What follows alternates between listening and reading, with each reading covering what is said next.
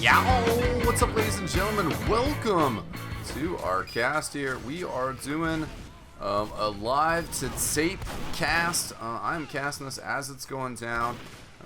We haven't started quite yet, and it is just myself. It has been a while since I have done this, but I am pretty excited. We are watching some Euro Nations Cup action today. This is the Netherlands versus Croatia. Still in the group stage, and we got two maps for you tonight. First up is Koth Lakeside. Should be getting started here pretty soon since we do have 9 on 9. And then we also have PL Waste, which I have never played before. I've seen Waste. I'm familiar with Waste. But you guys will have to bear with me as we get going on that. Just got a message from Mr. Lucky Luke that they are starting, so we just have a few minutes of pre-game. Then we'll get right to it. I'm sure somebody has pointed out in the YouTube comments when this game actually starts.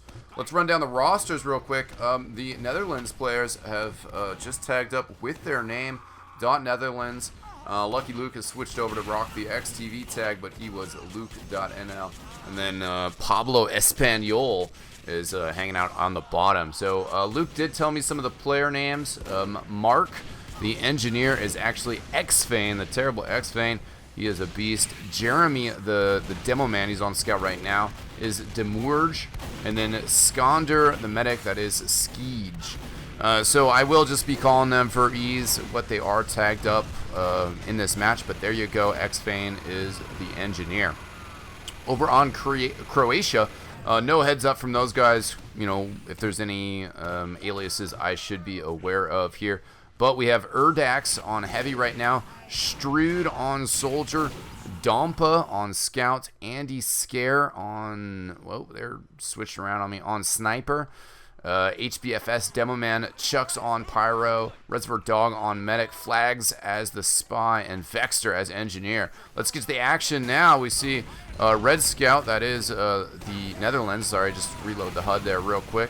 Running onto the point, and right away, Lucky Luke with a big snipe on the medic. Follows it up with another kill as well. Lucky Luke going insane, actually. I might have to try and find the Lucky Luke cam. I kind of prefer to stay in third person, especially with these crazy Highlander matches, where it's just really hard to toggle through everybody. But let's find Luke. Let's see what he's doing. Oh, there it is. The lag might be a little bit weird, but Luke going crazy already on the top of his charts with 6 frags. We did lose somebody from Croatia right off the start. I just noticed that we're down to 8. Oh, and there we go. Luke's luck has ran out, at least for the moment. But he will be back alive in no time. Oh, excuse me. Getting some lag here since the STV is in Europe. And I am in North America. Medic, oh, gets hit with the flare gun. Very low health. 26 health. It is ticking down. He's got the regen, is helping out. Spy is over there. Almost could just revolver the medic from that distance if he knew how low he was. But Reservoir Dog has gotten the rejuvenation. He's doing just fine. 82%. Got to be a little bit careful here in this well room. Probably should pull out, make sure that they get that uber charge. There they do. The Spy getting up close and personal. Blaze down. Still's got that dead ringer. And then gets just so annoying with that health pack in there. And the Spy being able to just kind of hide in that water. Blue is trying to get on the point with this uber charge. Heavy is up there now. The Pyro coming in to support. They are going to get the... Oh, no. Good stop from the Netherlands. Bringing out the block. And then there was an Ambassador headshot on the medic as we're seeing this madness. And it looks like our 9th player is back. It is the Spy for Blue Team. So that's a pretty significant loss in the middle of a Highlander match. The Spy just brings so much craziness, keeps everybody on their toes. When the Spy is down, that's when you feel comfortable. So being without a Spy is a pretty big loss. Looks like the Heavy was marked for death there for a little bit. Thought he was in a Steven Seagal movie. That Fan of War not being used all that often. Still see it in the Highlander, you know, from time to time. But you got to get so up close and personal that it makes it very difficult. See if I can find Luke's perspective here again. So we're flipping around. Oh, yeah, Yeah, that's why I don't normally go first person in a big Highlander game. So crowded, it took me forever to find somebody to watch, and then we missed the crit streak, missed the drama. Blue team has a numbers advantage right now. Red Spy doing a little distraction here. They had the numbers, but you know now they're losing the numbers. They couldn't really get any sort of presence on the point when they had a numerical advantage. That's really important in Koth, I mean, particularly in a Highlander, because you don't get as many windows, and because there's so many players. You know, it could look like it's 5-on-5, but their 5 players that are up could be at the spawn, and your 5 players that are up could be around the point. If that's the case, you need to get on the point, you need to make it happen. Odd time to taunt there by Pablo Espanol. Might have been helpful to have that chain gun out a little bit earlier. Red is doing a good job, though, of, wow, X-Fane gets 2 kills already. And, yeah, Red should be able to hold here. They have a player advantage. And coming in to stop it, but see, here's the players swarming in. And a good fight from the scout with the Demo Man backing him up. Tim takes out HBFS. Gets sniped down, which is pretty nice. Blue, yeah, is fighting really hard right now. Might be able to get the capture, but you know it's going to be such an uphill battle for him. I'm just not sure that they're going to be able to take this round. Still, at least that's a bit of a confidence builder. Once their spy got back in the game, they were able to get some stuff together and get a capture. Looks like X-Fane Mark working forward. He's got the dispenser locked up behind the point. Very nice positioning there.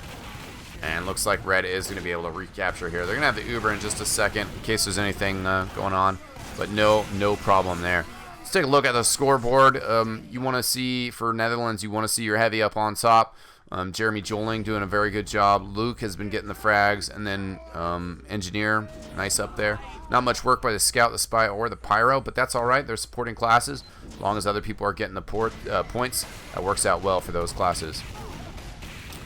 Red doing a good job of establishing themselves on the point right away. And somebody in the Source TV, this isn't a live cast, so those guys I'm not able to really communicate with them besides typing. But asking how many rounds, I believe it is best of 5 format. That's generally how the Euros play King of the Hill format. Blue Spy gets in behind and backstabs Pablo Espanol. This is a great start for the blue team, Croatia, right now. Capturing the point and getting lined up. Definitely having that medic. Oh, and here's the crit streak. I was wondering whether we're going to see more crit streak. This is a... Oh, well. If they can escape, this is a good situation for him. Erdak's having a tough time. The medic needs to get some support from his other players. There's the Demo Man. I was going to say, I'm surprised that they're not chasing him more aggressively. And there goes Reservoir Dogs. Somebody asked me, do you have that hotkey or something? Yes, F1. So the crits is a good choice on this map. But the Pyro flanking from behind really kind of stuck them out. And they didn't really have anybody else supporting them with that crit streak. Medic going down. And I said, you know, it was going to be a good situation. Using your crit streak to force a pop of an Uber charge works out well. If you can back up, you can retreat, and you can build up your crit streak again. Wasn't able to do that, and now Skeege, that is Red Medic Scander, is going to have the Uber charge pretty soon here. So what Blue is going to want to focus on with this Uber charge dynamic, they're going to want to try to get a pop out of Scander as quickly as possible, and they have. Now they're going to want to pull back. They got to pull back and then get that crit streak. I think it's kind of dangerous positioning from their heavy, their Demo Man. I keep looking over there because they were going to lose that fight on the middle point. They got to back up until they can get that crits and use it. Here it comes again right now. Let's see if they can find enough targets. Demo Man gets a couple crits out there. Oh, excuse me.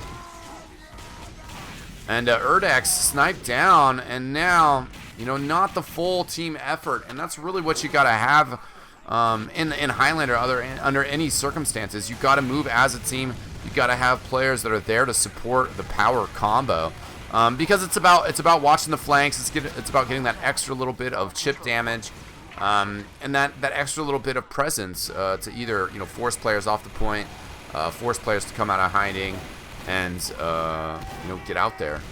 Reservoir Dog saying, did you enjoy your buffs, Spy? Yep, I noticed that he was healing the Spy for quite a while. And that whole exchange, though, you know, after the Kritzkrieg, everything I was talking about there, and that's kind of why Blue, you know, has got totally wiped out, totally pushed off the point. Now they're in a situation where they got to restart again. They got to pressure the Uber out of Skeege, and then they got to effectively use the Kritzkrieg. Right now they're doing a good job of just pressuring the point, and they're going to force a pop here just by putting a lot of time on the capture point. Now they need to book it out of there. Heavy Medic, a little bit of miscommunication, gets separated. Blue Heavy's going to win the fight there. The Red Engineer right on top of Urdax. Urdax down to 2 health. Chuck's very low as well. Going to use the crits stickies here. Oh, double pill kill. That was pretty clutch. Medic went down, but Blue getting a lot of frags. Uh-oh, though. A couple players on the point for Red. The Demo Man Medic Scout, I think they should be able to hold this. There are Blue players storming in here. It's going to be a tough fight for them, but they might be able to make it happen. No, the Blue Soldier goes down. He was the one that I was kind of counting on there, that if he got some good frags, then they could get the capture. But right now, yeah, Urdax goes down. No support. He was trying to go up against Medic, Heavy, and a bunch of other people. Right now, Blue is actually just, they got to reform. I think they're just trying to throw too many players in here at once. As you can see, Red is just standing tall, and they're just picking off the players as they come in at them.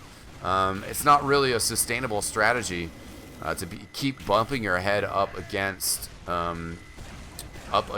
know, an Uber charge and plenty of players. So Red very well set up here. You know, just taking the defensive standpoint from my perspective with the camera work, but you can just see how well they're formed up around the point. So the Netherlands playing very well. Very smart team decisions right now. Oh! And Tim just comes up from behind, just bum rushes the Medic and takes him out. So that's another round win for the Netherlands. But I think that Blue team, you know, should take more from that round. They should feel more comfortable with how they did there. Let's see if Lucky Luke can get another hot start here. Looks like we got some disciplinary action on the red team. And I think Netherlands have had a little bit better of the gameplay as a team. Just getting set up and controlling the point, controlling the surroundings a little bit better. Lucky Luke, I think he connected with that body shot there. Looked like it from my perspective, but, you know, STV makes things look weird. Let's check out Chris Bernal. He tries to work in on the side here, blows his teammate out with that compressed air blast. Nice play there. Oh, here comes the crits from the well rim, but Chris, I wasn't sure if he was going to make a big play there. That's why I switched out the first person, but he indeed was making a big play, diffusing the Demo Man there. And as I said before, you know, crits is a good strategy on this map. It's just so closed in, and in Highlander and just with crits, you want to get a lot of kills with crits. If you get a lot of kills, it's a success. And Koth Lake side, there's definitely a lot of opportunities to get kills, but I don't think that they've really found the success that they need to find with that Kritzkrieg. I mean, your Demo Man is at the bottom of the charts, HBFS, with 10 points, and having a tough time, you know, really connecting with that Kritzkrieg. Urdax as well. If you're going to be running Kritzkrieg, you got to see your Heavy, you got to see your Demo Man at the top of the charts. And Blue team is doing a good job of trying to control this flag room, or sorry, not the flag room, the well room. I just think that they're doing it at the wrong times. Right now, it's just the Demo Man, or sorry, just the Heavy, the Pyro. Here comes the Demo Man as well. But they were making a push on the point. Nobody else really came in to support them. Maybe they're just trying to suicide in. And then they just come charging out with this crits. There's the Uber charge in their face. You're going to have to back up, recharge. And Urdax has got to be careful here. Yeah. See, they're backing up, and then they're just getting taken out. They're not backing up far away. If you're going to run Kritzkrieg, and you know that the enemy team has had the time to build an Uber, or they have an Uber charge, knowing that fact is really important before starting your offense. I'm trying to think of a comparison in other sports. In other traditional sports, I don't think there is such a comparison to having track the Uber charge meter. Dota, those styles of game, definitely, you know, you need to know when certain abilities of your opponents are up, when they're able to be used. And with Kritzkrieg, you know, against an Uber charge, you got to use it when they don't have an uber charge. Otherwise, you got to use it, and you got to be willing to back up and charge again and then move in once your second charge is done. Blue team haven't quite been able to pull that off. And just some of their team positioning. You know, Team Fortress is a team sport. Both of these teams probably haven't played with each other all that much. But if you're a good player, if you're a smart player, you kind of already know where as a class you should be positioning yourself. And that's what we're seeing out of the Dutch team. I think just a little bit of a higher level of play. I mean, you look at those dominations. Somebody in the spectator chat, I had to pull it up, so that Tim Bronkhorst dominating 5 players on the other team. That just went down to 3 as he got killed by Vexter and Chucks. So those were 2 players he was putting some hurt on.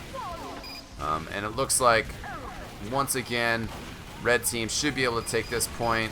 Some frags coming in from blue, but the uber charge very well executed to keep the point in their hands. Sniper on the point, going to get cleared off here in just a second.